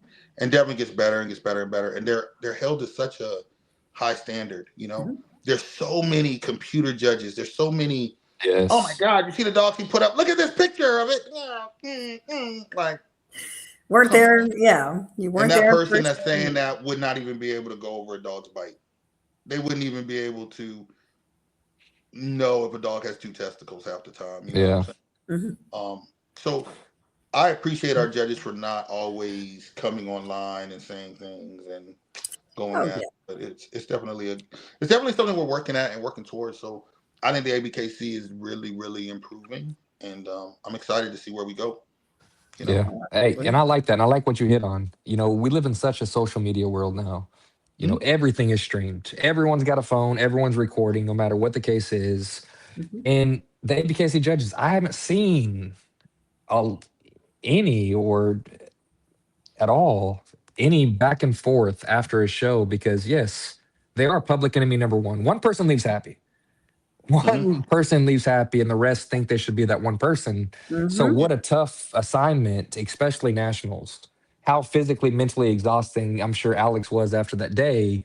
Because leading up to it, I'm sure there was no sleep the night before, probably a couple nights before, knowing this is the best assignment that you've done everything to get to this point. But yeah, it's a blessing and a curse that we're living in the social media influence world because now everything is streamed. And you also said that earlier in the live about being able to see all these studs, being able to see all these dogs, because now we have access. You can Google Christopher James, and I'm sure there's some ugly pictures that pop up, but I could know a lot about you before I even meet you just off Google.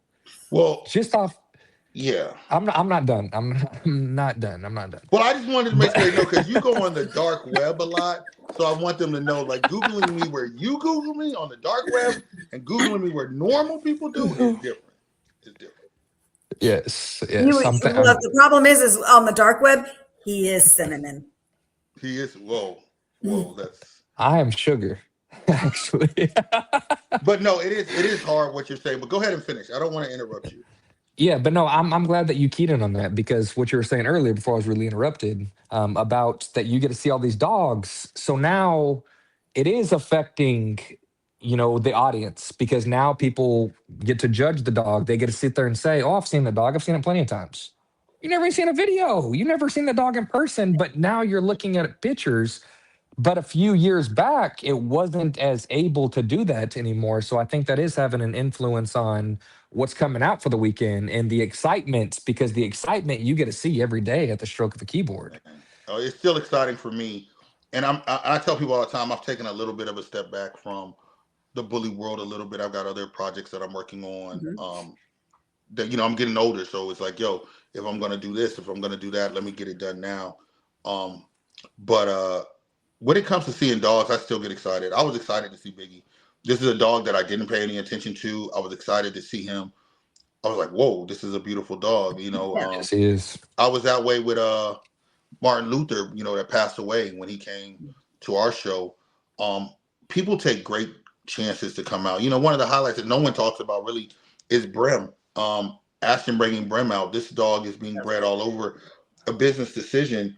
And there are people that I heard like, oh man, he doesn't look as good. The dog is 9 years old or whatever. Like, what did you expect him to look like? But he brought that dog out, and I thought that was that's what we want, man. We want more people to be willing to do those type things and not worry about the scrutiny, because a lot of us when this community started, we were dog people. And what I mean by dog people, it was we wanted to see dogs. We wanted to be around dogs. We wanted to be at the park with dogs. We wanted to come through. One of the shows I'm bringing back next year is the Atlanta Bully Fest, which is a barbecue show with a DJ, and it's free to get in. It's just, you pay to show your dog, and there's tents and there's barbecues. It's outside.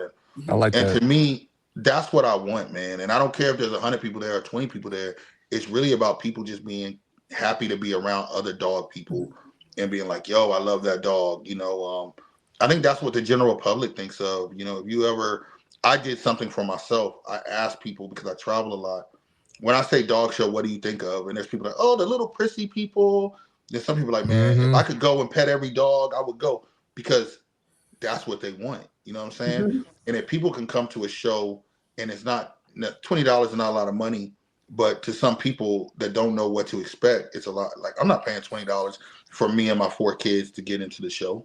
I just peek around to see if there's a dog I like.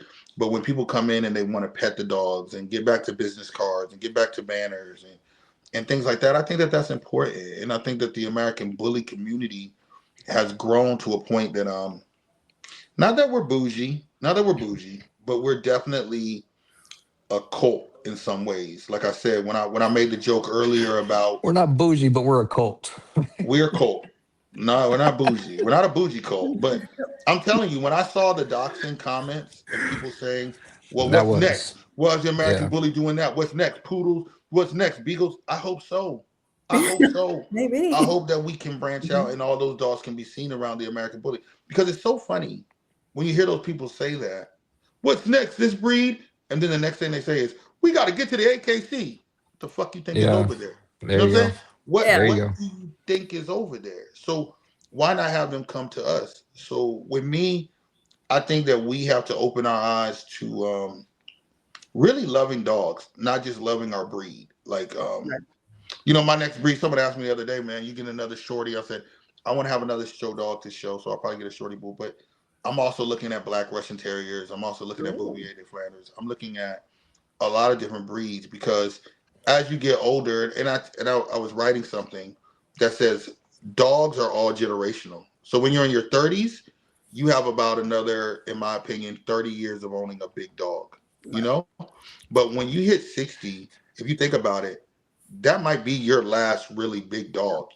You're not going to be able to handle a Connie Corso maybe at 70, Yeah, Chris, your window is closing. Your No, window's my closing window for is big wide dogs. open.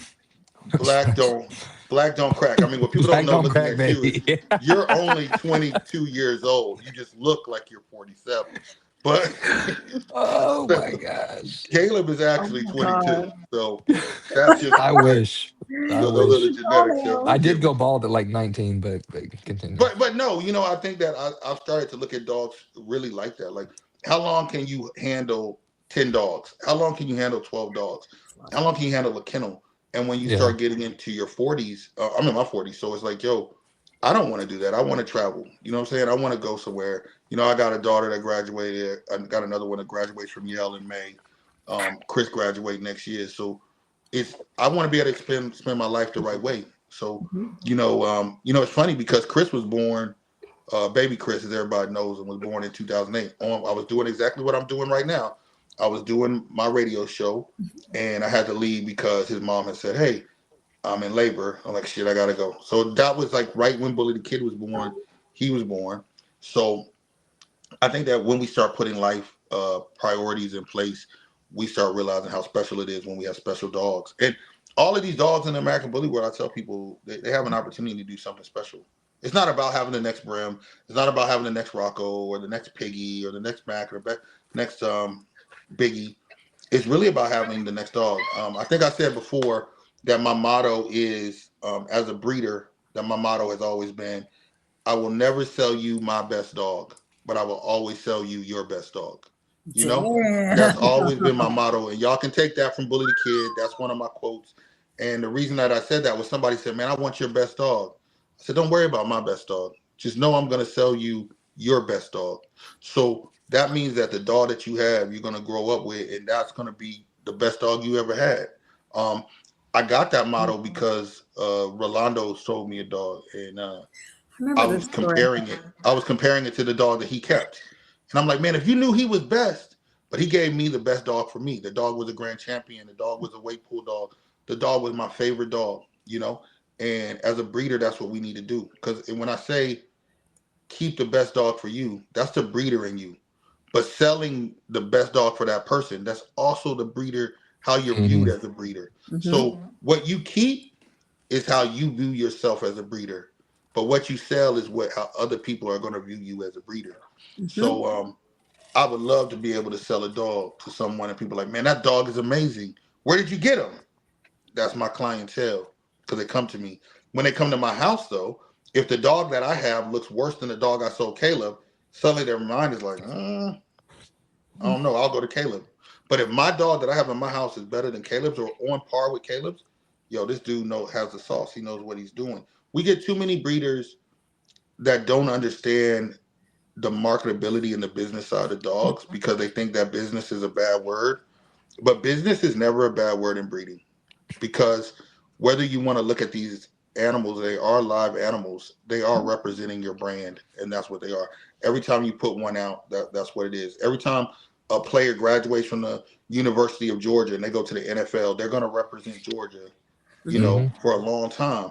If they're sorry and they're horrible, then people are going to be like, man, them Georgia players, they just soft. Now, obviously, that's not true, but that's what it would be. So I want people to really like take pride in what they're doing this year. Let 26 be the year that we take pride in what we're producing. We take pride in what we're saying. We take pride in what we're doing. We take pride in how we look to other people. Look at the thing with the dachshund as we're going to have new people putting their eyes on our breed, and we don't want them looking across the ring like, oh, those monstrosities that I show against. We want them to look across the ring and say, oh my God, the American Bully won Best in Show, and it was amazing. And we can't be afraid of that. The dachshund might have won Best in Show. Imagine if that dog had won Best in Show. Oh my God, ABKC would have been slaughtered. That would have been bad. That would have been a very interesting. It would have been, for me, I would have looked at it like, wow, we came so far. But it would have to be a good dachshund. Oh, so you heard me on the mic say it when everybody was cheering for the dog. Y'all are cheering like y'all know what a good dachshund is. Y'all don't know if he's good or bad, but y'all are cheering for him. It will be so important when those days happen that the dog that wins, it's another breed for us, is nice enough that the AKC says that is a nice Frenchie. Yeah. That's a nice dachshund. But if we let a dog win that is piss poor, then it just says anything. You don't know what we were doing. Because anytime we bring in new breeds, understand that we don't get the cream of the crop at first. You get the worst. You get dogs that can't show AKC. You know what I'm saying? Yeah. In fact, that's what we used to say about UKC dogs. UKC was getting dogs that couldn't win at ABKC.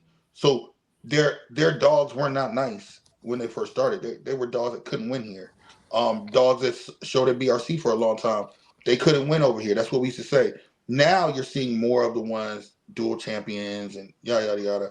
But I still think we're the creme de la creme. So we have to act like it. And I say that a lot. I say, yo, ABKC is the top. But if we're going to be the top, then we have to carry ourselves in a manner that is always pushing the envelope. Like, I don't mind coming on here saying our ideas. I don't have a fear of another registry stealing what Bully the Kid said. Steal it. Run with it. Do what's best for the dogs. That's the way I look at it. But the ABKC has an opportunity to really, really galvanize the people and the breed and have a resurgence of people, because we would be ignorant to say that the popularity hasn't waned a little bit. You know what I'm saying? It's not the popularity of the dogs, though. It's the popularity of coming out and spending time outside. You know what I'm saying? Yeah. We got to get people that want to come outside again. You know, you don't want everybody to think that they can do everything from the internet. You can't. And some people, the problem is when you become a breeder society, people can't leave anymore. If I got 10 dogs at home, I can't go to a dog show, man. I got 10 dogs and a litter of puppies. I can't leave. Right. So we have to get more people with that mindset of, I got 2 dogs, I can put them in the car and I can go. You know what I'm saying? You got to get more people like Caleb and Nakia, who's a family unit. Like, me and my wife are going to go. You know what I'm saying? If it's you're into it, but your spouse is not into it. Nakaya. What was that dog's name? You will not disrespect my wife on this line. Hold on. The oppressor was talking to me. It's Nakaya. Thank you. I got you, baby. and the last name is still Weddle. Damn right. For Damn now, right. I And you got said that that name right. right. I didn't know Hey, if she had changed it. I didn't know if she had changed it. I went with Nakia Weddle because it sounded like something you would have did. Nakia sounds strong.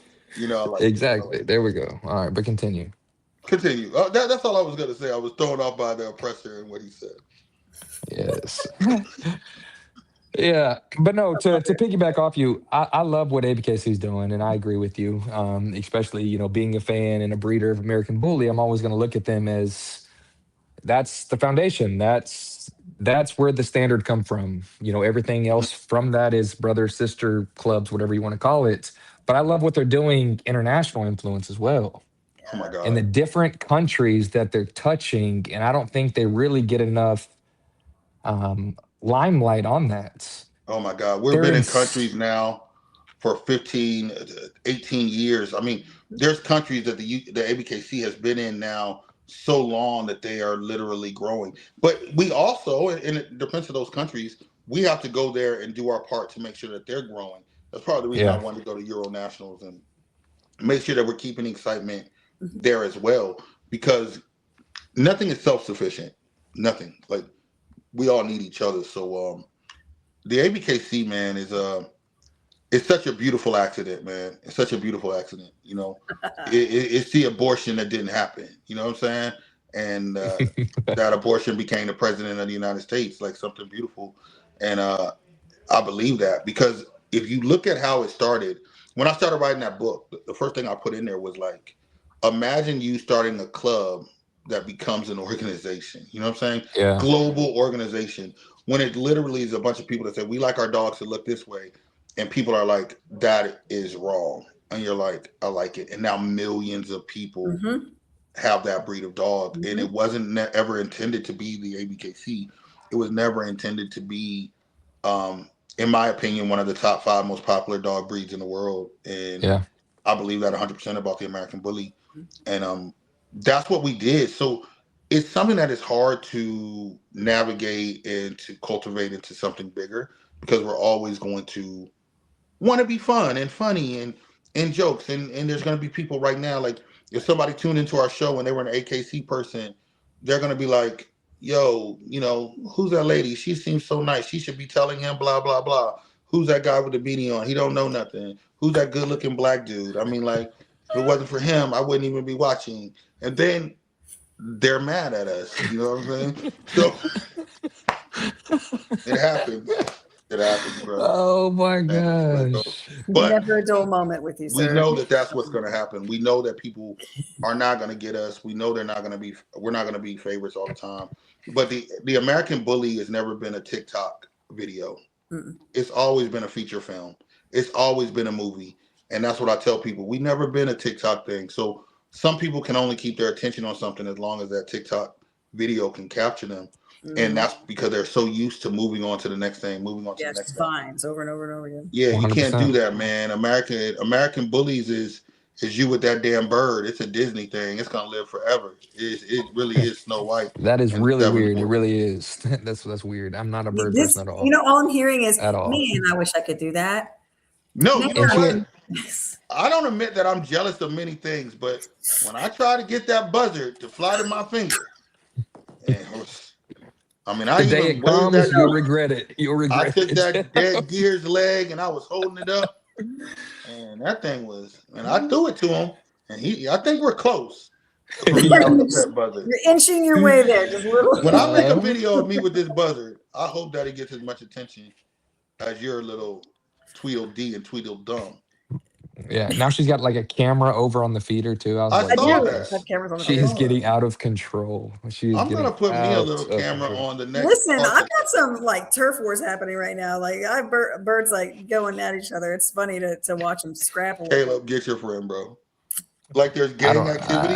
The Bluebirds are fighting with the Cardinals. The Blue Jays and the Cardinals. Gang signs. Was it Downy Woodpecker? A what? Oh my do you have a book that tells you what kind of birds are they? So Amanda, no one cares. Really, we're about to go down this black no hole. one cares. It was a trick question. I wanted you to say, no one cares about that. No. She can talk So if about that one all died, night. let me ask you this question: if one of those birds died, would you be sad? Funeral, Oh, yeah, funeral, for sure. funeral, Like funeral. burrowing in a I'd be little sad. box? Birds. I mean, these like wild birds. They only live a few, like probably up to like maybe 6, 7 years, and that's pushing it. So it's like, yeah. So yeah, I'd be sad. I'd be sad. Yeah. What do they normally die of, like a bird? Old age, or a random hawk. You know, I mean, birds do eat birds. A bullet, So a bullet. Gosh. When I was young, I used to take a pellet gun, and I used to be like, pew, pew. oh, I know it. If I lived next door to you and it was 8-year-old Chris, I swear to God, that camera would be catching some really nifty Yeah, action. yeah, Phoebe would be a goner. Maybe would be toast. Yeah. But Yeah. Phoebe does have kids. Mhm. Yeah. Have you touched any of the kids? So the kids are still just like they'll sit out Whoa, there and watch me. pause. They'll sit out there and they'll watch me. They No, haven't come, hold on, they haven't come pause. to feed yet. Pause. I did not mean, did Oh you my touch any of the gosh. kids? Did you touch any of the kidlets?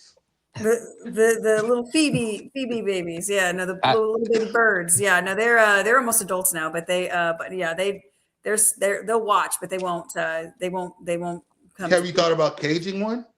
No, never. No fun in that. You could sell it. No, they're wild birds. Not once they hit the cage. Then they're property. yeah, then they're no longer wild. I don't think they're cage wild birds. anyway. They're flying to you. That pretty much eliminates them being wild birds. No, they have me trained. You know, it's against the law to feed wild animals. Like, it really is. Like, there is a statute. Certain wild animals, yes. She's read the regulations. Like that's what's crazy. That's what's crazy right All now. right, we wrapping up this interview. Is there anything else you want from me? Because I'm really, we're stretching it out right now. No, I know. No. Yeah. Bird I talk came has on this thing got about, deep. you know, God, I want about 6, 7. I just do that. You're killing Just to me. piss my son off. Hey, listen, y'all started it. I wasn't going to talk about it, but y'all started it. I don't know what's wrong with you. About what? The birds? Hmm.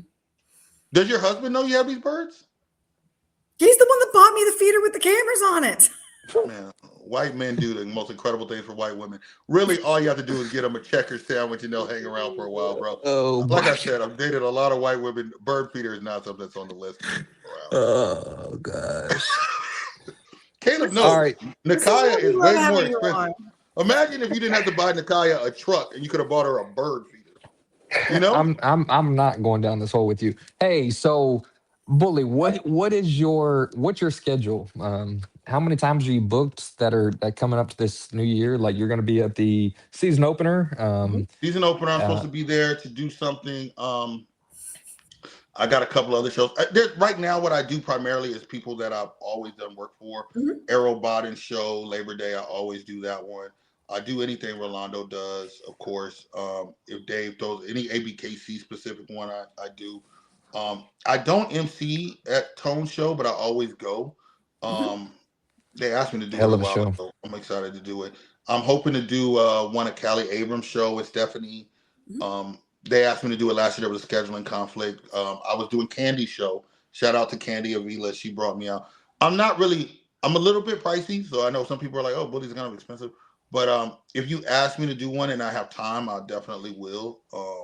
So I do it. But, you know, the show scene has kind of moved away, and that's kind of something I want to really bring back. I want to bring back live DJs. I want to bring back stuff that's entertaining and exciting and just make sure everybody has a good time while they're out there. So that's good. So yeah, season opener. I know I'll be in Jacksonville for sure. You know, I always like to support Tone and Pre. I don't know what number this is for them, but it's phenomenal. I go up to Allentown a lot. I love doing that. I used to never go to Allentown, and James Cooper always lets me use the mic as much as I want. So I'd like to go to Allentown, show some love to the Northeast. I want to go out west. I think I'm going to do a Susan Fedorcia show this year, one of the Arizona shows, Nice. because I grew up out there. So I think I'm going to do Arizona. But really, I have to do everything before summer. Like I said, Chris played football, so his summer, this fall's his senior year. So we got a lot of college. Happy dedicated. Yeah, so we got a lot of things we'll be doing. So it kind of throws off my schedule. But after he graduates, I'm an empty nester. No pun intended, bird lady. But Absolute pun intended. She said I can have something fly over there. Nah, I'm bringing Oh different types of gosh. birds in the crib. You know what I'm saying, Amanda? Different type of birds in here, man. Chicken heads. You know what I'm saying? Caw-caw. That's Chris's Oh room. gosh. I already told you about the Also, boom he's got boom room. cinnamon in a cage. Yeah, boom You're boom like, room's getting an extension. I got the boom boom room. Then I got the room upstairs that's covered in plastic for different do you activities. allow champagne in the boom boom room? And you're showing your age, Amanda. Showing your age. Champagne in the boom boom room. What the fuck? God dang Hey, it. listen, inquiring minds had to know. You're getting more and more white Oh every day. Stop it. gosh. Champagne in the boom boom room. No. Yes. I Hey, don't and drink, Chris, Amanda. you host one show a year too, correct? You and Orlando? I generally do. We generally do the marathon. Mm-hmm. We're gonna see if we're gonna still do that this year.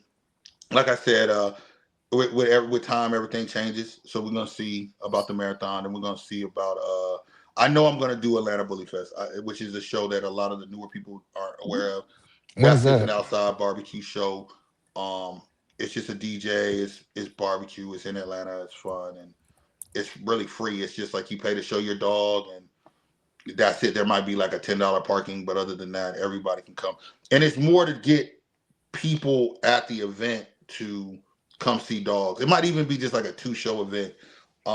It's not about making a lot of money for me. It's really just about having fun and a celebration. What's the time frame of that? Have you narrowed Generally, down a it's in time the frame? fall. It's in the fall, so I try to work around Arrow Show, which is Labor Day. You know, the hardest thing about throwing shows, people ask me all the time, how you throw a show? Oh, Michiana. You asked me who I MC for. Michiana. Shout out to Paulina and Michiana. That's my Nice. Paulina's good. David Robertson Yeah. also used to play a lot of shows. But throwing shows and not interfering with other shows that are staples. Okay. Mm-hmm. So I want to do Atlanta Bully Fest. I always have to be aware of if Rolando's throwing a show, if Arrow's throwing a show, if Leanne Durance, who used to throw the Halloween show, she didn't do it this year. But I don't want to ever interrupt anybody else's show. I don't want it to ever be like, yo, we're not gonna go there because Bully's throwing a show. You know what I'm saying? I don't want that. I want it to be where there's enough time in there to do it. It's just like with Bully Marathon. We're very aware that Jacksonville's going on. It's not because we're like, oh man, we gotta stay away from Jacksonville. It's because if we throw a show on top of Jacksonville, we both lose. Like there's gonna be people that have to budget going to one of those shows. And if Jacksonville's first, they may be like, man, I don't have the money for Jacksonville, so I'm just gonna wait. You know what I'm saying? Or I went to Jacksonville, so now I don't have enough money to go to Marathon. So it's very important that we space it out. And a long time ago, there used to be more shows. But it's like if I throw a show on top of Candy's show, Candy's trying to do something very special in Alabama. If I come in and poop on her show by throwing a show in Atlanta, obviously Atlanta's a bigger draw than Alabama. For me as an ABKC spokesperson, I take it very seriously not to hurt other people, not to hurt the breed, not to hurt. If everybody's going between two shows, it doesn't do anything except hurt the breed. Yeah, exactly. It doesn't matter who divides wins. the community. Yeah. So I think if more show hosts are aware of that, it probably would be better. So when you ask me when the date is, I'm going to be looking at what's best for the dog. So I'm throwing an outside show. So if Arrow show, which I know is a Labor Day show, if I go a month ahead of Arrow, it may be too hot for American Bullies. You know what I'm saying? I got to think about safety. And if I go a month after him, I'm going to be in between that sweet spot between Halloween and Labor Day. That's probably where I'm going to go, somewhere in between there. But I don't want to affect Leanne's show, whose show is closer to Savannah. Right. So Georgia is a hotbed, and we try to do that. And then you have season opener. So right now, Atlanta is season opener to start the year. Then you go straight to Bully Marathon in April. And then we used to throw a show called Bully Independence Day in July. We haven't done that one. That was Rolando's show too. And then we would have the Labor Day show. And then we have Atlanta Bully Fest. And there would be 6 shows in Atlanta. And Atlanta can hold that type of schedule. Yeah. But that's what I'm looking at now. Like, where can I go to not interrupt someone as much? You know what I'm saying? No, I love that. It's very selfless.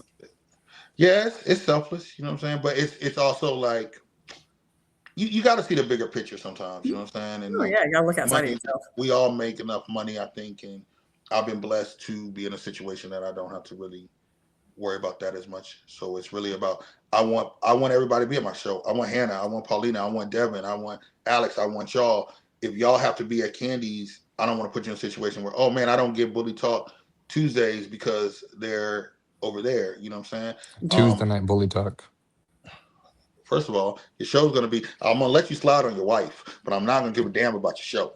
I'm just. I'm gonna slide on that. I'm gonna let you slide. No, but no, I think that's important because I don't want to miss shows. You know what I'm saying?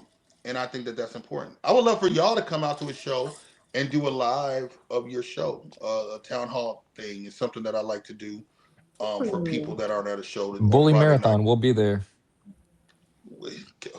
We're gonna talk about it. Yeah, we're gonna talk about it. What's up with that? That's a staple in the community. I know you said that we're gonna see if we're gonna do it this year. No, the bully marathon. Look at the outpour of people that came last year to support. That was one of the best shows I've been to last year, and I truly mean that. I think marathon still has a place to do really well. Yeah, we'll see. We'll see what happens with that. But And I'm we'll be excited there. about it, and it'll be good. So hopefully, we'll make an announcement about that. But right now, I know it's season opener time. There we go. Orlando has an amazing event there. I think it's going to be big. Season opener is always one of those shows that you never know how people are feeling coming off Christmas and taxes and stuff. I got a lot of taxes to pay, so kind of tough. But we'll see. And then what's next? Then I think it's Allentown. Allentown is next. After that, maybe we'll see. Yeah. Y'all threw me off. Y'all threw me off with your questions. Y'all are. I know, man. I'm sorry. I'm sorry. We were, Yeah. I got a lot on my mind, but yeah, we're gonna be good. So I appreciate you guys having me on because you guys always do a great job, and I got to give you guys flowers. I don't know. Is this year 3? What is this for you guys? This is fourth year. Fourth year doing this show, and there's been a lot of people to come and go, and I think you guys probably have a little less ego than myself. But like I said earlier, it 100%. is really, really hard to do what you guys do. It's really, really hard to build an audience and to keep an audience. And I think that you guys should continue expanding your platform because there's dog people that you don't even know that are watching you. So don't limit yourselves. Don't dream small. Don't think, well, this is only an internet thing. You never know where this is going to go. Literally, my show went from me doing a show to being on Animal Planet. So like, that's what you can't limit yourself. And I always want to tell you guys that it's just someone who's done it that bring on interesting people. And the other thing I like about you guys is you don't always bring on the biggest star like myself. You guys also bring on little people. And I think y'all should continue to do that. On Animal Planet, were you the subject at hand, or were you like helping broadcast that? Because the show was called Bully and Sugar Southern Justice. So first name Bully and Sugar. Sugar was my partner. It was an animal control. We were animal cruelty investigators. I had a gun and everything. I was sworn in by the Montgomery Police Department, and they literally deputized me. And we would go around Montgomery and fight animal cruelty live. It was a reality show. Yeah, it was a reality show. And they gave you a live weapon, like a loaded weapon? They gave me a live weapon. Now, I will say this behind the scenes. The police would always tell me, like, if shit really kicks off, you stay over there. And I'm like, no. I'm going to get a shot. I'm in this. No. But no, it was, you know what? Back then, this was back in 2011. It was such a cool opportunity. It was all Pitbulls and Pro Leagues. And now you can never do, well, now we could do it because Netflix would probably pick up something like that. But we would go and, I did a horse cruelty thing where they starved a horse. You know why that show didn't work because of it worked because of my personality and it didn't work because of my personality. Ego got in the way. Not my ego. I hate to say this, but when we went to the focus groups, because what happens is you get a pilot, it comes on air, and when you air, they look at the numbers, like what do people say? And it did really well. It was right after Pitbulls and Pro Leagues. But if you think about Pitbulls and Pro Leagues, it's a very sad show. It's abused pit bulls trying to find a new home. People are crying. Then you come to this animal cruelty show, and I'm funny. You know what I'm saying? So I'm making jokes about. I'm gonna have to post it. I'm gonna post it on YouTube, I guess. I want to see that. It's about like I was like a horse is a dangerous animal. Like I don't trust animals with their eyes on the side of their head. Like you can't trust any animal. So we're going over this. And then we're like, what superhero would you? But there's so much humor in it, and there's so many people that were like, how is he laughing doing This a is a job? horrific situation in which he's found Yeah, himself, and he's yeah, like cracking jokes. he's cracking jokes, right? So bird people like yourself were like, he should be sad, he should be angry. They wanted me to be the angry black dude, like lock everybody up, like you're gonna pay for what you did to that animal, and I'm just like, you become numb, you know what I'm saying, and you know that at the end of the day you're getting the dog out of a bad situation. You know what I'm saying? I'll tell you now, guys. I hate animal cruelty, but I Yeah. always have a soft spot for incarceration of people too. You know, it's not easy for me to. It wasn't easy for me to lock up someone and see their kid crying, Right. Yeah. and you know that the dog is like in my mind. I know that dog's gonna be okay because we're getting it off of this chain. We're gonna get it somewhere where it's gonna be fed. It's going to a new home. It will never endure that again. But now I have to lock up this father or this mother. And you know what? I mean, even now there's gonna be people on here that'll be like, Bully, I don't give a damn. They shouldn't have did that to those animals. Like, I'm an animal lover, but I'm also Yeah. a people lover too, man. Like You're a humanist. I always see both sides. So it's very difficult for me when I would walk in. I went into a case where we had 100 dead cats in this lady's house. Oh my God. And everyone was yelling like, put her in jail. This PI needs to die and she's horrible.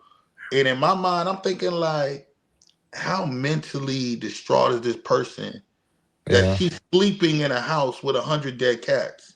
She needs just as much help as these cats. You know what I'm saying? And I remember I gave that was when I worked in Atlanta because the way this show came about, I was an animal cruelty investigator for the state of Georgia.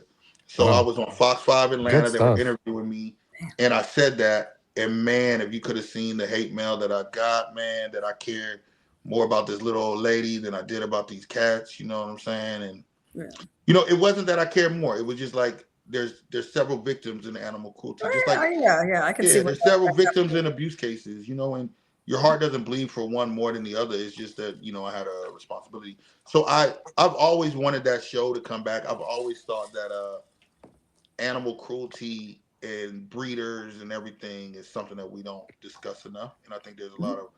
I've always thought there should be a show about breeders. You know what I'm saying? I Yeah. designed a show that I wrote that was Bully to Boardwalk, and it was about redoing people's kennels. Like we go and let's say, Caleb, I'm not gonna Pimp My Ride, but like for kennels. Yeah, like kind of like Pimp My Ride for people, but you would go to someone who is a really good person and they don't have money to have like the most state of the art kennels, but their heart's in the right place. Their dogs are well taken care of. They're walked. They're healthy. But you see their kennels and it's kind of run down. They don't have concrete slabs. They're cleaning. And I wanted to be able to come in with different companies and create Oasis kennel type things where they're like, automatic dog feeders and do things that are on a different level. So there's so many ideas that we've had over the year. We were going to do a show about ABKC and starting a registry and what it takes to go into throwing the nationals, because a lot of y'all don't know like what it's like. So I wanted to be able to do things that would put spotlights on not me.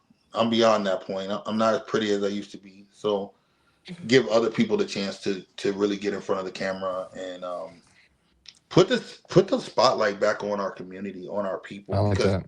yo, man, we have people that deserve to be famous. We have people that deserve to show that they love these dogs that people think are unlovable. And that's what we do. I just got sent the other day when we were in Houston for nationals.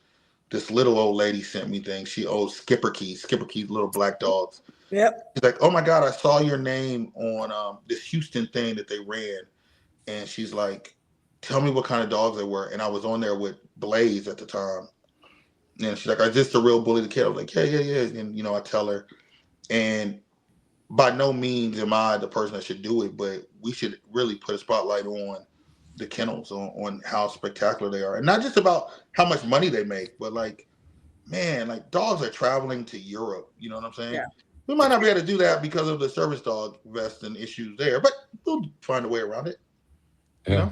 Just walk with a limp. We'll be good. I guess Bruce just said, fuck the show, huh? No, his I think his Wi-Fi actually like cut out. Like he They be cutting off Wi-Fi in Mississippi at night. Oh, he's in Alabama. Oh, they definitely cut it off in Alabama. That's real easy. They probably just went to his neighbor's house and like flipped the switch, and that was it. Oh my god! In Alabama, they probably still got that AOL CD that you stick in like. Yeah, you hear that noise is like seared into your trauma. Yeah. So bad. Damn, his Wi-Fi is off. He must have like daylight savings Wi-Fi. From 9 to 9. Hey guys, I gotta go. Click. Where the room go? He's off. Yeah. Wi-Fi gone. Roaming started. Does he have like a portable Wi-Fi? He's got a hotspot. He said Starlink went out. I think he means Starbucks closed. And the free Wi-Fi dried up. Oh, Yeah. Bruce, I love you. Starlink gave out. We don't even know what Starlink is. I have AT&T. Yeah. I have like a real internet company. He got that Obama Wi-Fi. Oh my God. Yes. With you, man. This is why we love having you on. You're just No, I'm waiting for you to wrap it up. I'm trying to Okay. start talking about these amazing stories that you have. Because again, man. you've had your hand in so many. Yeah. Well, stop having me on once every 2 years. Stop No, letting we'll have to have you on like every year, like we have been. But no, we can have you on more often for sure. Because again, you've got so many stories to tell. Maybe I We'll could be talk like about a it. correspondent. Like I could be a correspondent. Like you go to. You're jumping way too far. Let's wrap this up. We'll talk behind the scenes about your involvement with us, which is every year, once a year. But correspondence, that's stiff. But we appreciate you. I don't know why you wore that hat. Because we're coming back next year. We win the Super Bowl. There we go. Hey, We I'm a fired our Cowboys OC fan. I say the today. same thing every year. But it's been a pleasure. Chris, I appreciate you. Bully the kid. Amanda. Bully, not Chris. The kid. All right. But we're gonna go ahead and wrap this up. Hey, did you see my name up there, Caleb? I did. That was funny.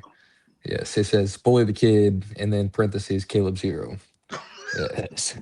I don't know if you have a nephew named Caleb, but yeah, we're all right. Hey, thank you for coming on tonight. Amanda, go feed your birds, and y'all have a good night. It's All right. night. They don't need it at night. Bye, guys. Bye-bye.